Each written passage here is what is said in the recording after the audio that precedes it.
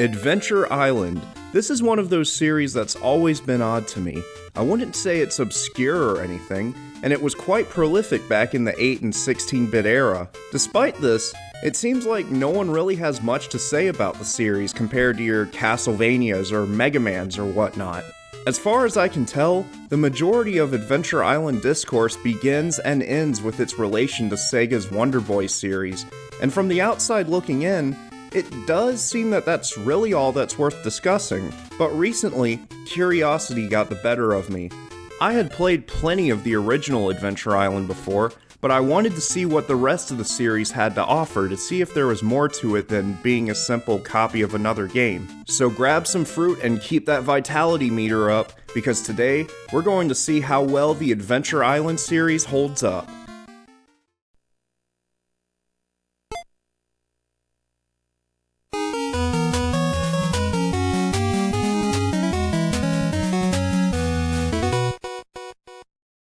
I think it's impossible to discuss Hudson's Adventure Island without first looking back at Sega's Wonder Boy.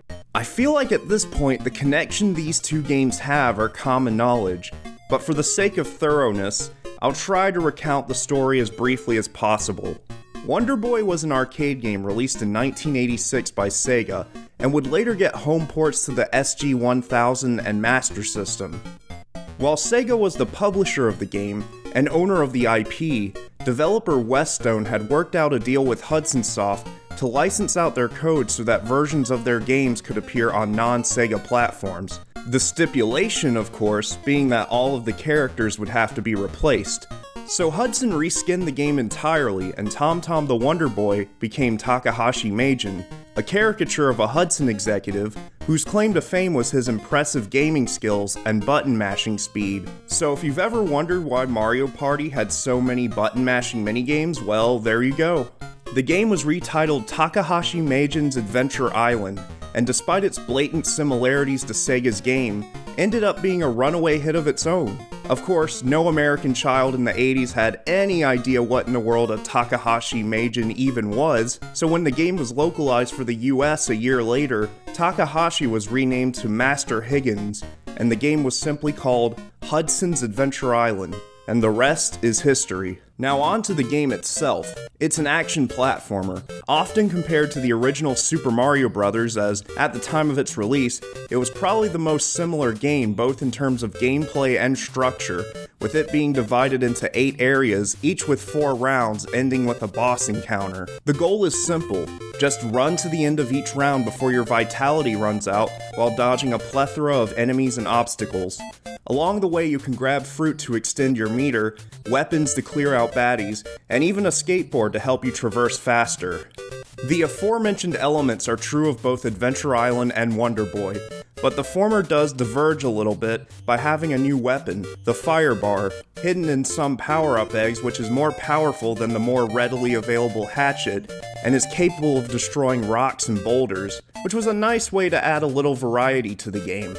Also exclusive to this version are hidden areas where you hop on springs to grab a ton of fruit and get warped ahead a little bit. However, not every gameplay change was made for the better.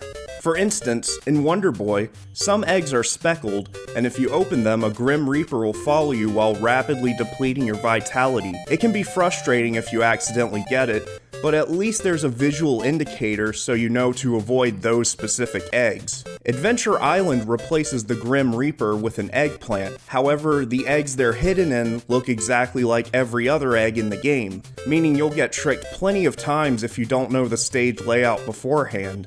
From a graphical perspective, Adventure Island certainly looks acceptable for an NES game of its time, but in my opinion, the Master System port of Wonder Boy simply blows it out of the water, very closely resembling the original arcade game, but on the audio side of things, I'd say Adventure Island has the advantage, as Wonder Boy only has one track that plays for a majority of the game.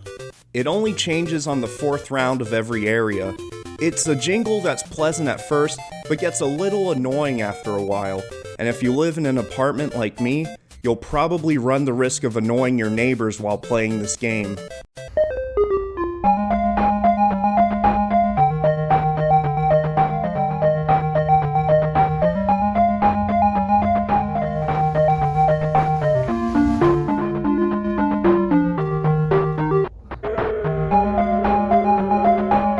Adventure Island, however, has different tracks depending on the type of level you're playing, and while I wouldn't say any of the new music is as memorable as Wonder Boy's theme, at least it isn't annoying. So now that we've established that Adventure Island isn't quite the cookie-cutter bootleg version of Wonder Boy that some people would have you believe, is it actually worth going back and playing? Well, to be honest, this game is tough. Certainly not a unique quality for an NES game, but the frantic pace combined with the obnoxious enemy and obstacle placements will most certainly have you gritting your teeth. Also, there are no continues, so when you lose all your lives, it's back to the beginning of the game. Unless you find the hidden Hudson Bee, which grants you the privilege of continuing if you hold the D-pad and press start after getting a game over. Granted, the bee is pretty easy to get and is in the first stage of the game, but if you didn't look it up, it's very easy to miss, and I imagine not too many kids in the 80s were able to make it to the end. These days, however, save states and emulators and flash carts can help numb the pain. However, other than the music, I would say I prefer playing the Master System port of Wonder Boy, as even though it's still challenging, the pace doesn't feel quite as frantic, and you get unlimited continues without needing a power-up. While I don't think I'm alone in my sentiment of frustration with Adventure Island, the game was still very successful, and a sequel would be released a few years later in 1991. Adventure Island 2, the premier action-adventure game, by Hudson Soft. Wonder Boy went in a completely different direction, spinning off into the action RPG Monster World series, while Hudson decided to continue evolving the original Wonder Boy's formula for Adventure Island sequels. Adventure Island 2 is essentially a huge makeover of the original. Now Master Higgins has an overworld map to traverse and an inventory system that can be managed at the start of every stage. The biggest change of all with this game, however, is that now you have dinosaur friends to ride on who can really come in handy in certain situations, and also give you an extra hit. And chances are, you'll probably get hit as soon as you find one of these guys. It still gets pretty tough and even frustrating after getting past the halfway mark, but due to having continues without needing a power-up and having more items at your disposal, things feel much more balanced this time around. Although stages no longer have any checkpoints, and whenever you continue from a game over, you have to start from the first stage of whatever island you are on. Also, unless you find that peculiar pollinator, you'll lose all the items in your inventory whenever you get a game over. Getting through it without cheating will still be a test of patience, but I still enjoy playing this much more than the original. Though the NES wasn't the only platform to enjoy this on, as Hudson would also bring it to the Game Boy. Though you wouldn't think that if you were looking at the packaging, as for some reason it's branded as a version of the original game, but upon playing it, it is indeed Adventure Island 2 on the go. Honestly though, it doesn't feel very well optimized, especially the underwater levels where the game becomes a jittery mess. Also, the collision on slopes isn't properly programmed, as I noticed my jump inputs were being eaten due to the game thinking I was mid-air while walking down slopes. If you can get past those issues though, I actually found that this game was a bit easier than its console counterpart, so if that version stresses you out too much, then maybe give the Game Boy version a try. Either way, Adventure Island 2 is a fun game that improves upon its predecessor in almost every conceivable way. Evidently though, Hudson still felt there was room for improvement, and in 1992 they brought out Adventure Island 3.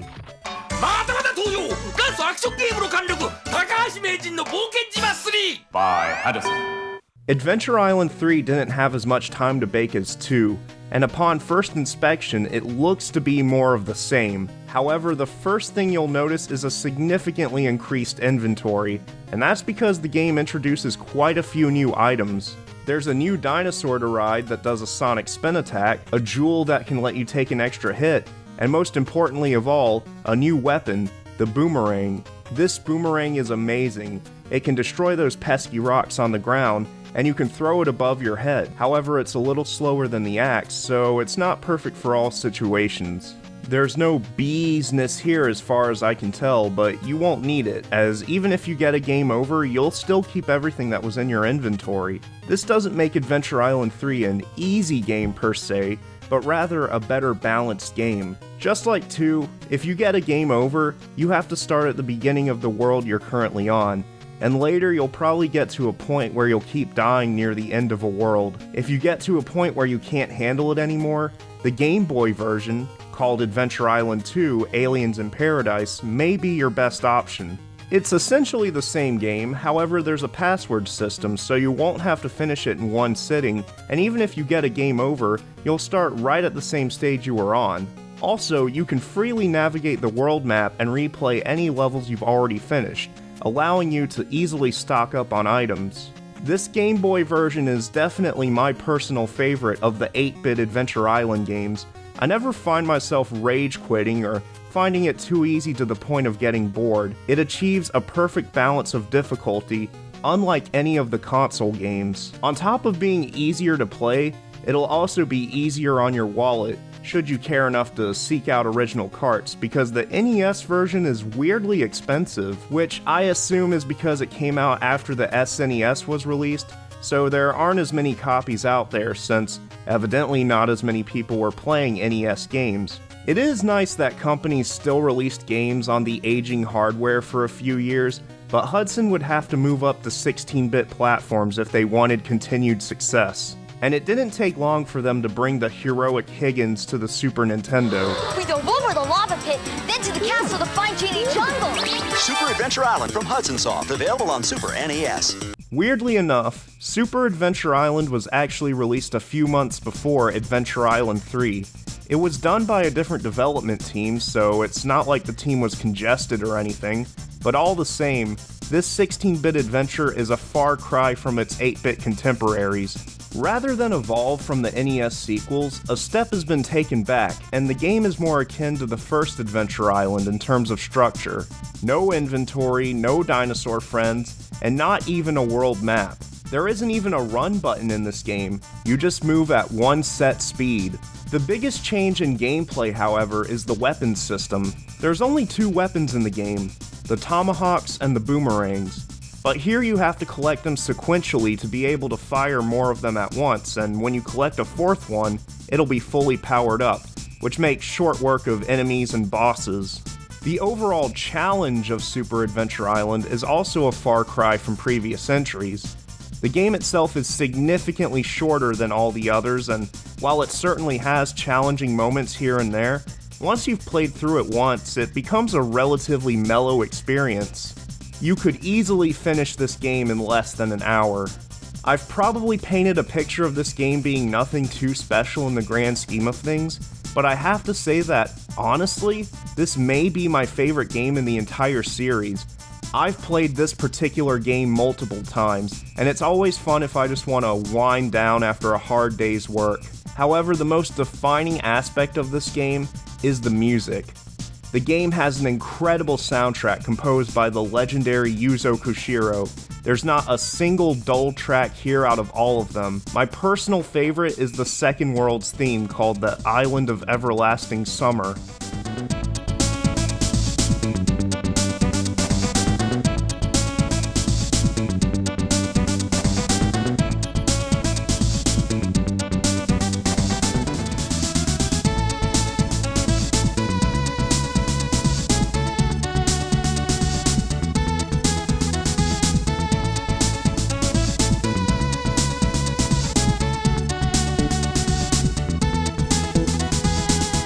Unfortunately though, if you're good at the game, you won't get to hear much of it.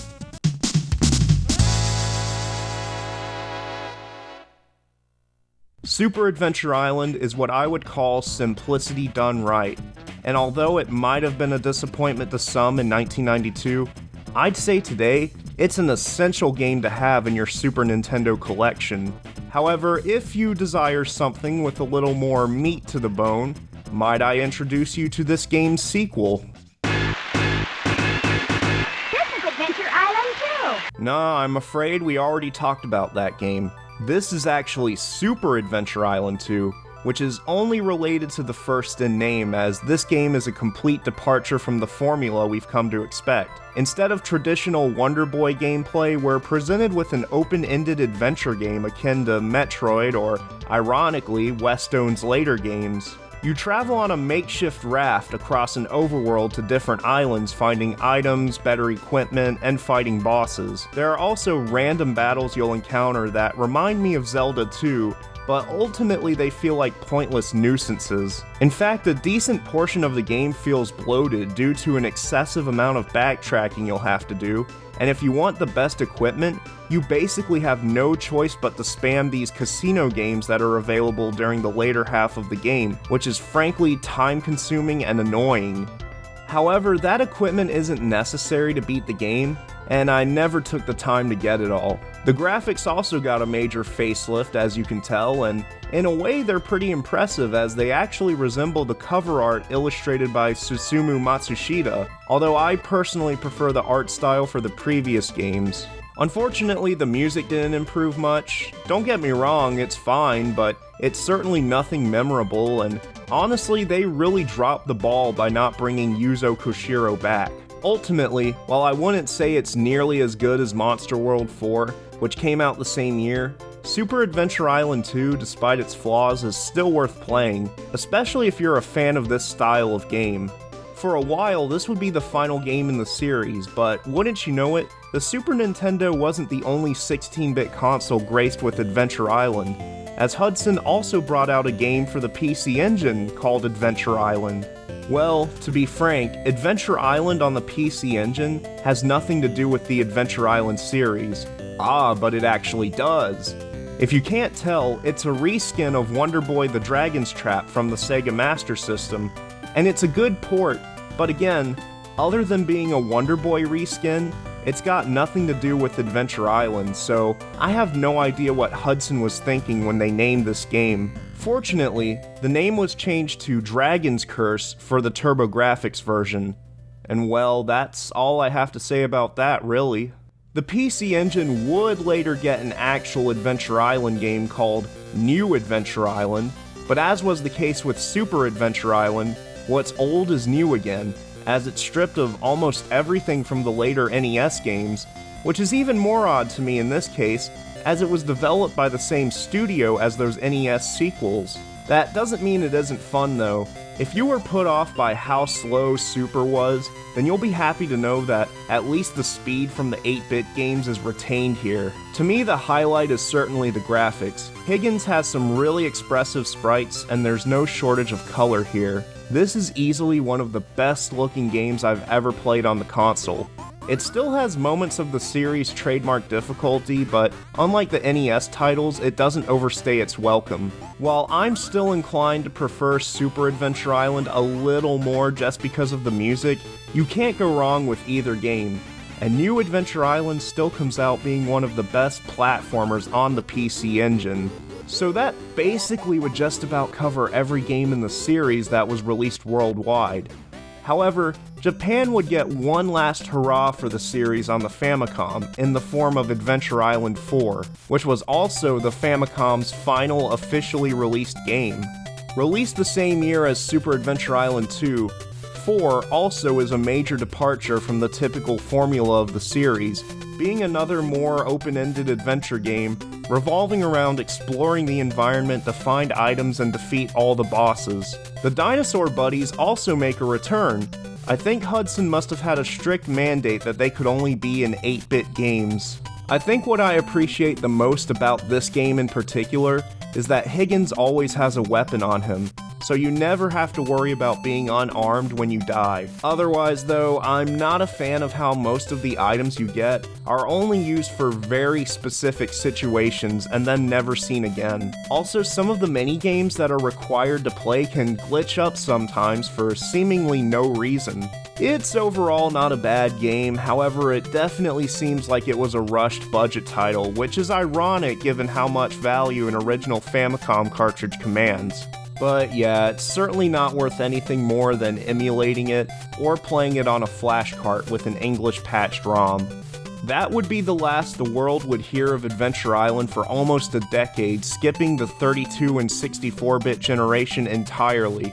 But in 2003, the series would finally make a return on the GameCube and PS2, but only in Japan, as a part of the Hudson Selection series of budget titles that were remakes of iconic Hudson Soft games.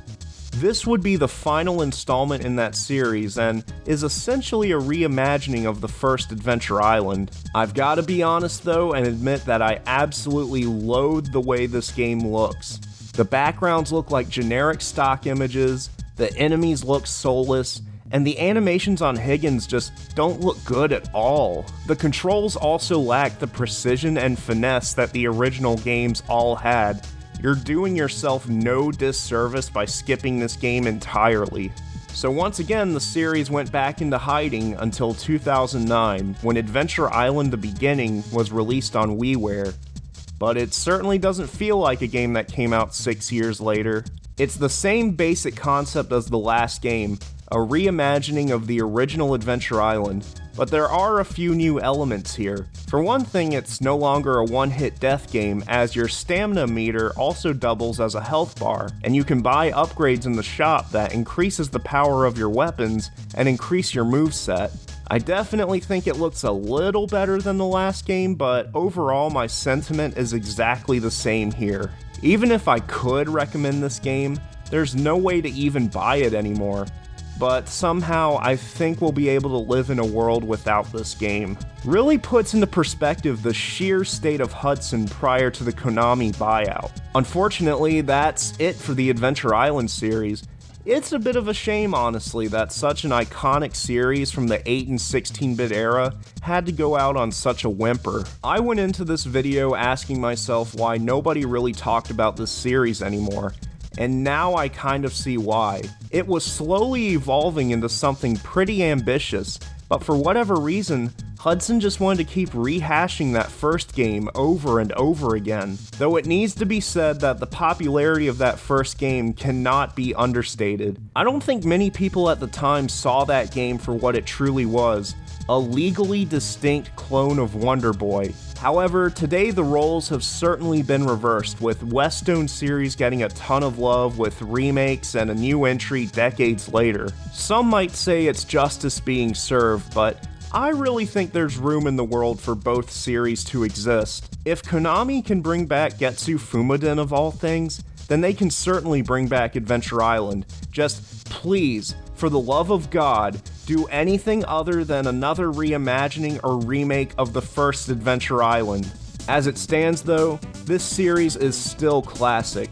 It's no breeze, but with the exception of the final 2 games, they're all fun and enjoyable games in their own right. But if you only have time for 2 games, definitely make them the Super Nintendo duology. It's a perfect representation of how the series as a whole evolved. And after that, if you feel inclined to, the other games should provide you with fun on par with the Mega Mans or Castlevanias of their day. That's pretty much all I have to say. Definitely feel free to share your opinions on this series in the comments below, and I'll be sure to take time to read them. But until next time, this has been FumeiCom. I hope you all have a good one, and God bless.